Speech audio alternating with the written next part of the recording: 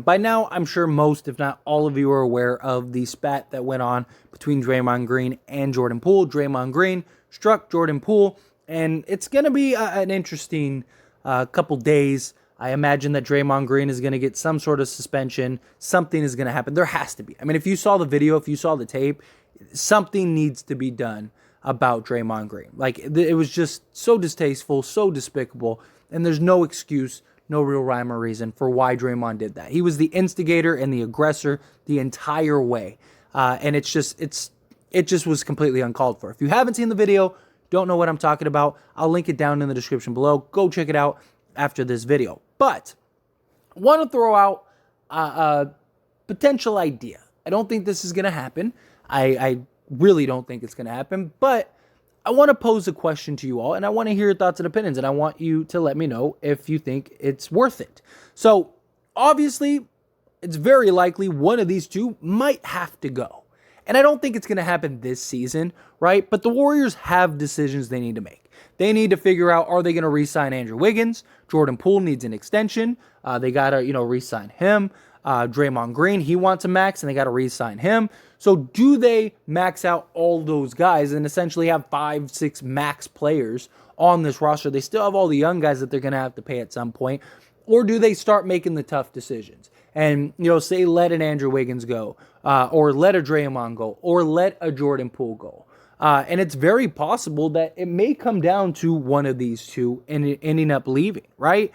Jordan Poole is a huge trade asset. I think if the Golden State Warriors were ever going to move off of Jordan Poole, they trade him. Just because his value is just insane compared to like all the other guys on the roster other than Steph. But Steph ain't ever going to leave the Warriors, so we don't need to worry about that. Or I should never say never, but chances are it's probably never going to leave the Warriors. Jordan Poole has the highest trade value. So I think if he ever was going to leave, they would end up trading him before that and recoup whatever assets they could get, which many teams would be at the front of the line trying to take on Jordan Poole with what he's accomplished at such a young age. He's only going to improve. He's only going to get better.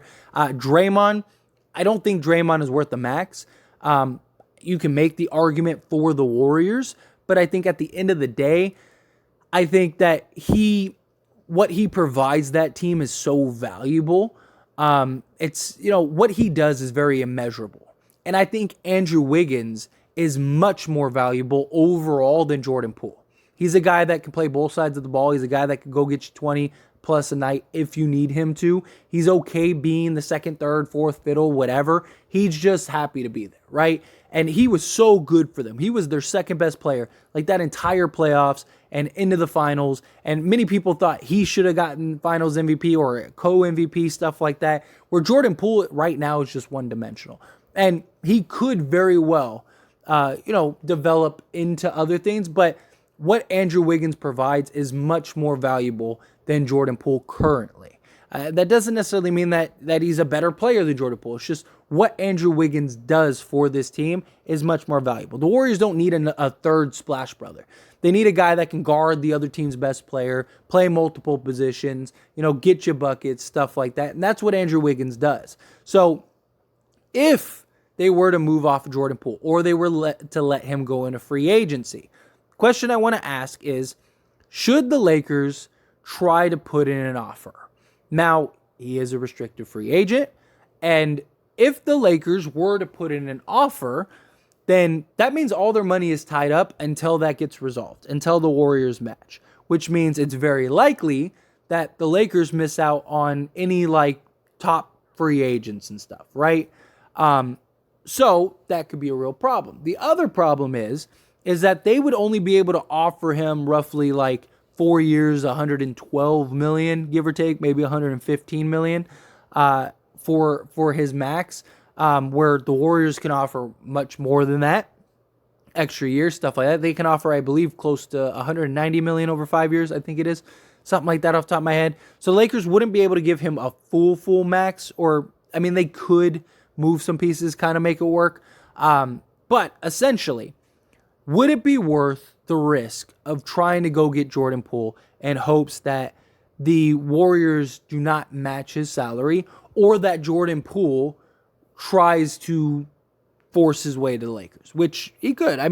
Granted, the Warriors, like I said, could match any offer, but Jordan Poole wants to leave, and it's that thing. Then maybe you work out a sign and deal trade. The Lakers definitely don't have enough to trade for him because one, the Warriors aren't taking on Russell Westbrook just to buy him out. They're definitely not going to play him. So that's not going to happen. And I think they could get more than 2 first-round picks for Jordan Poole. I think they could get a lot for Jordan Poole. But if the Lakers were to put in an offer and Jordan Poole agreed to go to the Lakers, even if he got a higher offer and he told the Warriors, I want to go to the Lakers, then maybe that would force the Warriors' hand to maybe take on the 2 firsts, something along those lines, right? Work out a sign and trade for Jordan Poole to go to the Lakers. To you, is that something that you would be willing to risk because of Jordan Poole's age, his skill set? Now, if the Lakers were ever to be able to get Jordan Poole, I think that would be a match made in heaven next to LeBron James and Anthony Davis. Not just that, but then you'd have Jordan Poole and Anthony Davis to build around. The salary cap's supposed to go up in 2025, so Jordan Poole's signing at that price might be a real undervalued signing in a couple years, and you might have a ton of cap space to build around Anthony Davis and Jordan Poole. And, hopefully maybe Max Christie kind of develops in that guy. Max Christie already looks like an elite potential defender, which I really love. His offensive game, I do believe, will come together eventually. He's got good form. He's got good skill set. He just has got to improve. He's 19 years old. He's young. But if he could develop into something, you could have Jordan Poole, Max Christie, and Anthony Davis as like a key trio that is cheap enough to go get another star or two and really put another contender on the Lakers in the next 2 years or so. But again, you're running a lot of risk because while you're waiting for Jordan Poole, which the Warriors also might make the Lakers just wait and ride it out until, the last minute, which means the Lakers would essentially miss out on all the free agents at that point. And not only that, it'd basically be the Kawhi Leonard situation all over again. If you remember the Kawhi Leonard situation, where the Lakers basically gave up on all free agents under the assumption that Kawhi Leonard was coming to Lakers, and he didn't come, and then the Lakers basically missed out on everybody. And that would happen again. And there's no guarantee that Jordan Poole would come to the Lakers, right? There's no guarantee that even if he wanted to go to the Lakers, even if he told the Warriors, I want to go to the Lakers, the Warriors could just basically sit on Jordan Poole, let the Lakers squirm, miss out on everything, and then just say, okay, we're gonna match his contract, that kind of thing. I mean, there is a window, there is a deadline, but you get my point. Up until that deadline, it could get pretty interesting for the Lakers, and the Lakers could really miss out on a lot of key guys that could have helped improve this team. But Jordan Poole is already so dynamic. I think he would fit perfectly between LeBron and Anthony Davis. And maybe if after you got Jordan Poole, maybe you could even work something out with Russ if it's working, right? Say this big three works this year and everything's right and everything's good. Maybe you could bring Russ on a reasonable contract, something like that, and you could have Russ, Poole, LeBron, and Davis, and then maybe retain Damian Jones, stuff like that. Just an option I'm throwing out there. I'm not saying that they will or anything like that. We're just exploring some fun ideas here. Sometimes it's good to just have a fun discussion video. Not everything has to be so serious, stuff like that. It's an interesting thought. And it's something that I was thinking about, and I was like, hey, I wonder if the Lakers should throw their hat in the ring at Jordan Poole. What not? Why not? What do they got to lose? But back to Jordan Poole I think he would be very dynamic on this team. I think he would be a huge factor for the Lakers if they were able to get him. It's just a huge, huge risk. Now, there aren't any really elite guys, right? There's not unless Kyrie comes, that's basically it. It's a bunch of mid-tier guys. And the Lakers could use their money and go sign maybe 2 or 3 mid-tier guys to put around LeBron James, Anthony Davis, maybe bring back a Kendrick Nunn, stuff like that. But there's not a ton. There's no real free agents out there that you're man, if the Lakers miss on this guy, that's it. That's the worst thing ever. And there's no guarantee that some of those mid-tier guys would even come to the Lakers, right? They have to want to go to the Lakers also. So if you're the Lakers, do you say, let's take the risk on what could be a potential cornerstone for this franchise? He's 22 years old. You have him at least for 4 years. You got Anthony Davis still. You could put some pieces around him. The salary cap is only going to go up. So Jordan Poole becomes even more valuable at that point because you're locking him in before the huge spike in 2025. LeBron's money eventually falls off the books. And you have a really good team now, but you'd also have a really good team for the future. And you'd have this essential foundation that you could really use to ride into and for the next several years. I don't know. It's a tough thought. I've kind of gone back and forth with it. And personally, obviously Jordan Poole has to hit free agency or restricted free agency, which the Warriors might not even let him. But I don't know. This Draymond mess could really shake things up. It really could. And I think the problem is if it does and the Warriors feel like, oh, we're not going to be able to keep him, I think they trade him, and then there goes any chance the Lakers have of getting him. But I think if it is a possibility and the Lakers could land Jordan Poole, I go back and forth with it, and I think as great of a potential that it would be, I don't think the Lakers could do the risk. Personally, I think the Lakers should just, not even think about it. Any restricted free agents, I don't think the Lakers should even think about it. I think the Lakers should just say, hey, you know what?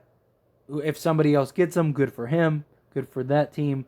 But let's go get these guys. Let's go sign a Bogdanovich and a Miles Turner and whatever else. Let's go do that rather than waiting around and going through the Kawhi Leonard situation all over again. I think that would be a better approach for the Lakers. I really do. I think that would be better. But Jordan Poole has so much potential. He's so dynamic already. Such a great three-point shooter. I do have concerns. He doesn't have a perfect game, but he's still so young. I mean, he's younger than half the guys drafted this season. So he's still very young and only going to get better. But defensively a little rough. But you got to take the good with the bad. And when he's on, he is on. And so you have the upside. You have what he already provides, what he already brings to the table. It's just an interesting thought. Again, I really don't think it's going to happen. I think never say never, but I think it's about as close to zero as it gets. But you never know. I mean, stranger things have happened. Jordan Poole, if he wants to, what if he wants to go to the Lakers and go be the guy with the Lakers? It's a possibility. If Jordan Poole's like, hey, I want to go to LA. I want to go to the Lakers. I'm willing to take the money. I'm willing to sign with them. Do not match me. Or if you want, do a sign and trade, get those draft picks, but I want to go to the Lakers. Otherwise, I'm going to force my way to Lakers, We've seen players do it. So, granted, we need a lot of help from Jordan Poole, but it's not completely impossible, is why I wanted to bring it up. But I wouldn't be shocked if Jordan Poole ends up in another jersey in the next year or two, whether it's the Lakers or another team. But anyway, again, I'd love to hear your thoughts and opinions, however you feel about it.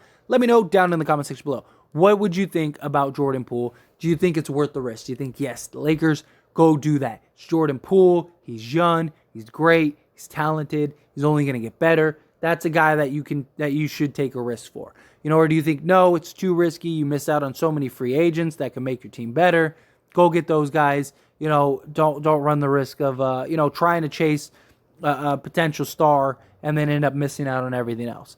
However you feel, good, bad, ugly, somewhere in between. Love to hear your thoughts and opinions. Quick little shameless plug, everyone. If you enjoy my videos and commentary here on this channel, As It Stands Lakers, then check out the link down in the description below and go subscribe to As It Stands. Believe it or not, As It Stands was the first channel. If it wasn't for that channel, this channel would never have existed. Because of the success of that channel, it led me to want to create this Lakers channel. So do me a huge solid. If you're not subscribed over there, go check that out. go subscribe over there. I talk all things sports, all teams, things like that, not just the Lakers. So if you just enjoy my commentary and want to hear me talk about other things, or you just, are a fan of other sports and other teams, go check that out. I promise you will not be disappointed. That being said, hit that like button. Helps me out a lot. Lets me know you enjoy these types of videos, and I truly appreciate it. If you're not subscribed to the channel, hit that subscribe button, followed by the bell notification. Stay up to date with all things sports. Join this wonderful community and all of our discussions. I'll see you all in the next one. Thank you.